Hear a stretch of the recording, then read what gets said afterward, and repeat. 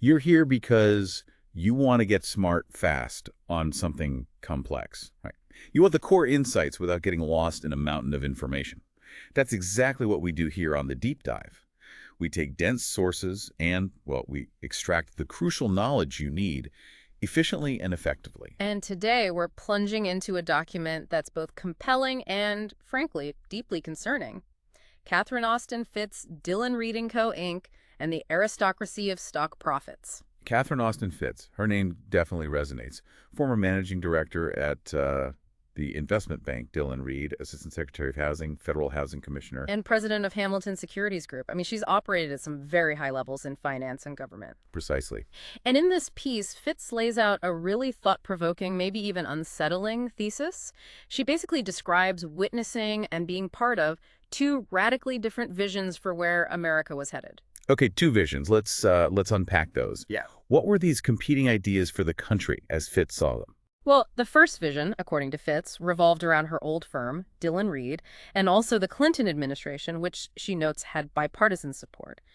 Her argument is that this vision involved, well, an aristocracy profiting from a global system, a system built on what she calls a pincer movement of drugs and prisons. Drugs and prisons, wow. Yeah, allegedly fueled by government spending on the war on drugs at all levels, propped up by, increasing debt and complex financial tools like derivatives. And she argues this ultimately led to economic decline, in her words, a genocide of the middle class. That's a really powerful and disturbing claim. So, okay, what was the alternative vision she talks about? The second vision, in Fitts' telling, came from her own investment firm, the Hamilton Securities Group, and a group of public servants she worked with. Their focus was completely different. Education, hard work, partnership between people, land, technology. The goal, she says, was to cut down debt, both public and private, and to build up new businesses, infrastructure, equity, all through decentralized efforts and putting capital to productive use. So a really fundamental split in how to build the nation, according to Fitts. For you, our listener, our mission in this deep dive is to clearly understand this dividing line as Fitts presents it. We want to grasp the key events, the connections she highlights that illustrate this conflict. Right. And a good place to start is by looking at Dillon Read itself. Fitts points to a really significant shift in the firm's strategy back in the 1980s. Yes. She mentions a push inside Dillon Read to expand into something called merchant banking. What exactly is that, and why was it such a big deal for them? So merchant banking basically is about managing money through direct investments in businesses. This could mean starting companies, helping them grow, or taking controlling stakes, sometimes through leveraged buyouts, LBOs. This was a major shift for Dillon Read. They went from mainly advising companies on raising money or trading stocks to actually raising capital to create, buy, and trade entire companies themselves. So the relationship changed. Companies went from being clients asking for advice to becoming, well, potential targets for acquisition, as she suggests. Exactly. She also mentions someone inside Dillon Read saw this coming and warned her to get out. That sounds pretty telling. It does. And this is happening around the same time Fitts notes Dillon Read's historical links to the intelligence community, referencing Robert Sobel's book about the firm. This history becomes relevant when she brings up something called The Company, launched in '76, headquartered near St. Louis. The Company. Yeah. Yeah, it sounds a bit cloak and dagger. Yeah. What was it? What's the connection Fitts is drawing? Well, Fitts describes this company growing incredibly fast, acquiring airplanes, airports, warehouses, employing over 350 people in just 2 years. She links its rapid growth to the period right after Admiral Turner's Great Terror Purge at the CIA in '76. Ah, okay. A time when, maybe a lot of long-term CIA assets needed new roles, new placements. Right. And she also points out that, according to his wife, 1976 was the year Barry Seal supposedly started his drug smuggling career. So you potentially have this large network, significant infrastructure being built up just when experienced intelligence folks might be looking for work. Interesting timing, to say the least. Fitts then brings in John Birkeland's arrival at Dillon Read in 1981. Who was he? What kind of influence did he bring? Birkeland had a background in naval intelligence and, importantly, strong ties to the Rothschild family.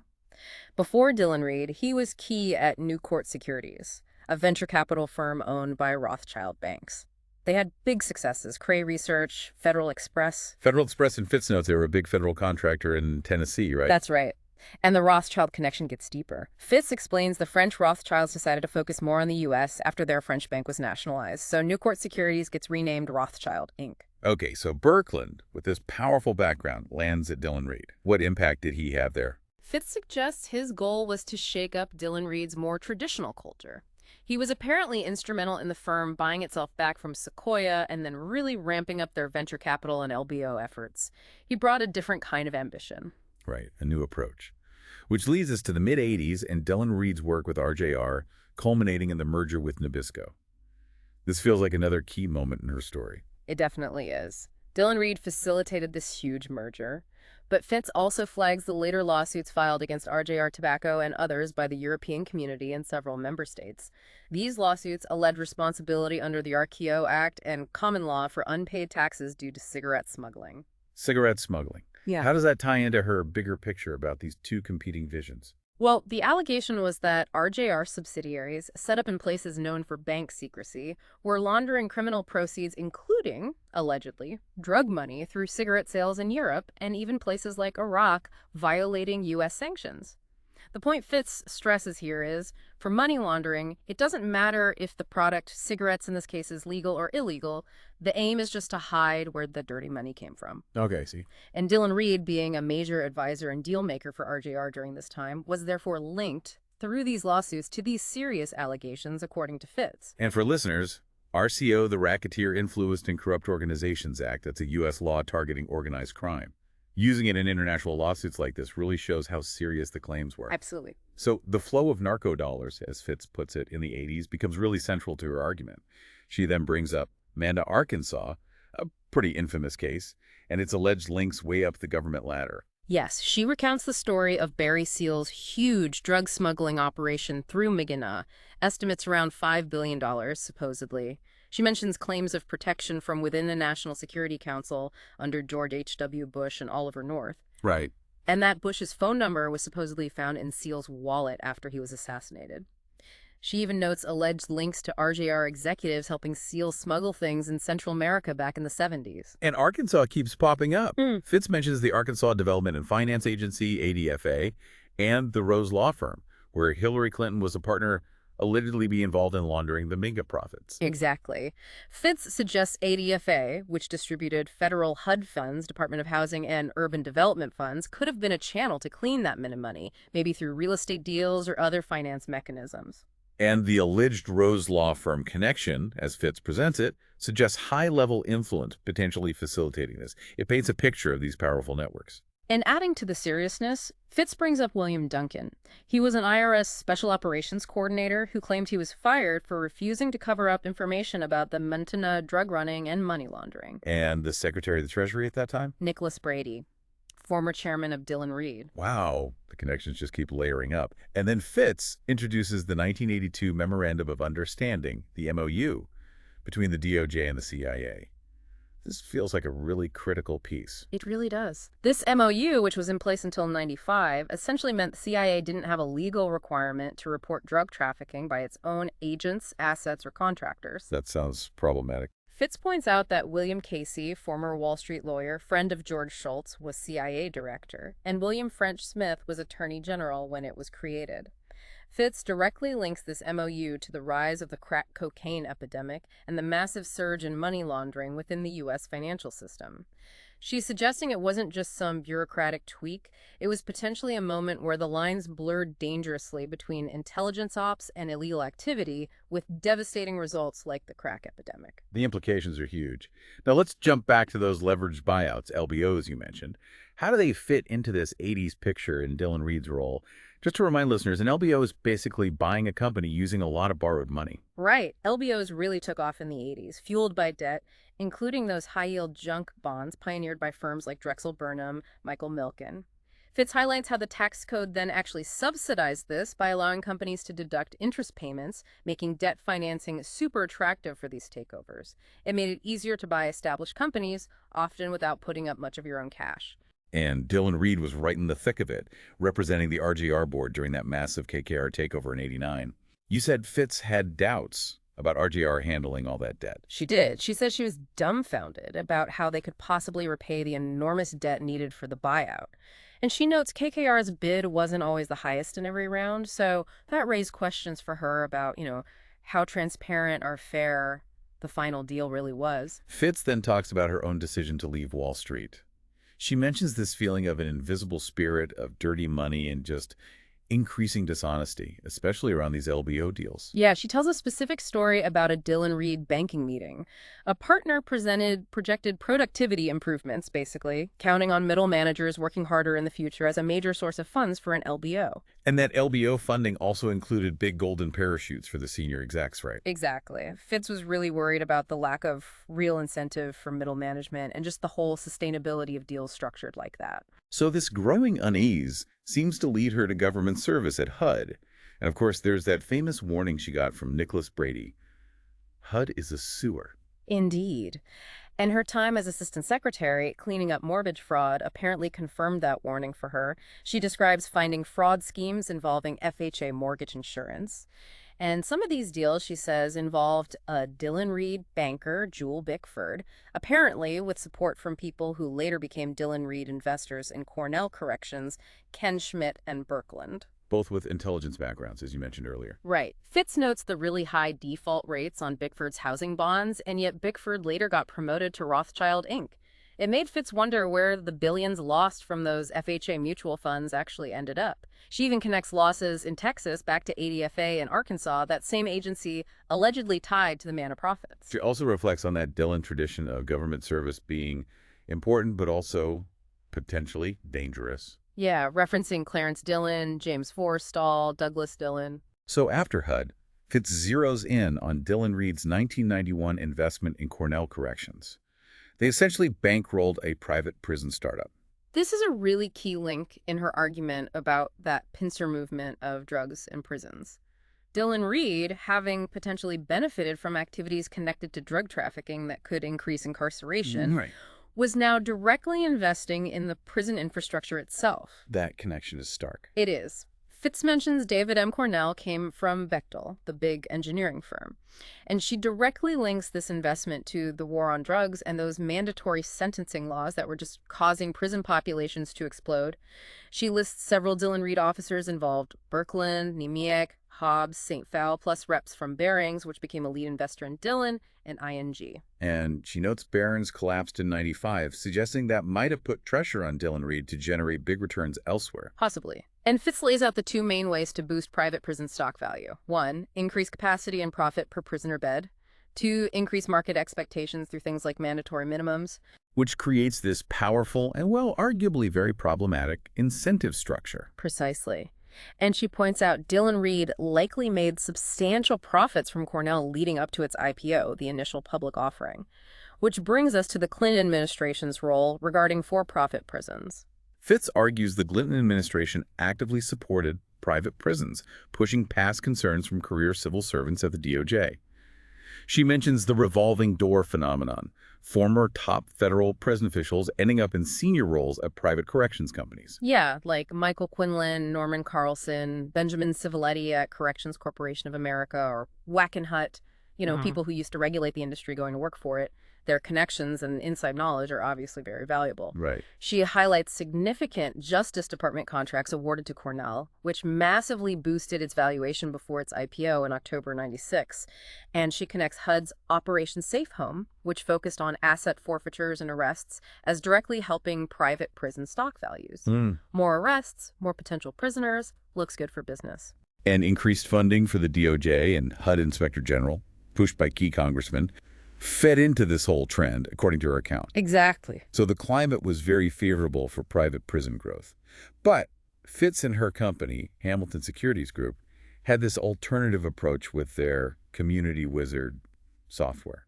What was the idea there? Hamilton Securities Group wanted to bring transparency to government finance. They aimed to map where the money flowed visually and create tools like Community Wizard so citizens could actually see where their tax dollars were going, how government money was spent. The belief was, that transparency would push for more productive public investment and expose what she calls fees for our friends, basically. Hidden costs, maybe corruption. And Fitz herself was apparently being courted by some powerful institutions, but her experiences were pushing her elsewhere. Yeah, she says she was approached about possible roles at the Fed, Sallie Mae, pressured to join the Council on Foreign Relations, but she was becoming really disillusioned with what she saw as the CFR's tolerance for corruption. Hamilton Securities eventually won a contract as the lead financial advisor to the FHA at HUD. And what did their analysis start showing about government spending, especially on things like prisons? Hamilton's work suggested that a lot of government subsidies, including those for prisons, actually had a negative return on investment. They argued there were more cost-effective ways to reduce crime, but Fitz says she got warnings. Warnings that the HUD Inspector General's office saw these community-based solutions as, well, competition for their own enforcement business. Because funding things like, well, the phrase she quotes as offensive computers for niggers, Yeah. wouldn't generate arrests and forfeitures like their usual approach. Right. And Fitz argues Community Wizard's data could have shown that HUD's real estate deals and the private prison model just didn't make economic sense for communities. And that seems to be when the hammer came down on her and Hamilton. Yeah, starting late 95, Fitz says they faced this barrage of audits, investigations, harassment. She connects this timing to a few things. The suppression of Gary Webb's Dark Alliance series about the CIA and crack cocaine. Right, which was hugely controversial. And also to stock market profit-taking in HUD property managers and those private prison companies. She frames it as an economic war community building versus profiting from community failure. She mentions getting bizarre, threatening emails, too, and highlights how interconnected things were, like concerns from a Jonathan Camark about HUD loan sales hurting traditional real estate interests. And remember the timing. This is all happening while the Dillon Read is prepping Cornell Corrections for its IPO. An IPO whose value soared thanks to Clinton administration contracts. And those Operation Stays Home arrests were directly boosting the potential value of those prison stocks. Exactly. Then Andrew Cuomo becomes Secretary of HUD. Fitz points to press reports linking him to the mob and notes the cancellation of HUD loan sales, a move that helped owners of HUD subsidize buildings. And Cuomo had ties to Andrew Farkas of Insignia, a big player in HUD properties, and received campaign donations. Fitz also flags how much HUD was spending per person in subsidized housing, way more than the average taxpayer's income. So under Cuomo, Hamilton gets fired from their HUD contract. The official reason was a minor mistake by a subcontractor, but Fitz claims it was pretextual. Payments were withheld. Eventually, there was litigation, a settlement where HUD apparently gained nothing, while Hamilton produced evidence suggesting, well, foul play by HUD. And during all this, HUD couldn't even produce audited financial statements. Billions in undocumentable adjustments. That's what Fitz reports, billions. And she contrasts the intense scrutiny on Hamilton with the lack of investigation into AMS, the contractor behind HUD's flawed main computer system, HUD-CAP-DES. Around the same time, the CIA Inspector General releases reports 97-98 about potential CIA complicity in drug trafficking in L.A. Right. Fitz notes the timing relative to the Clinton impeachment hearings and HUD contract awards. She highlights sole source contracts given by Cuomo's HUD to John Irvin's company, the guy leading the case against Hamilton and Touchstone Financial Group, started by a former Hamilton employee. All against this backdrop of billions missing or unaccounted for at HUD. It's quite a picture she paints. She then mentions a 98 Time magazine piece on the growth of private banking offshore wealth. How does that connect? It highlights that perverse incentive again.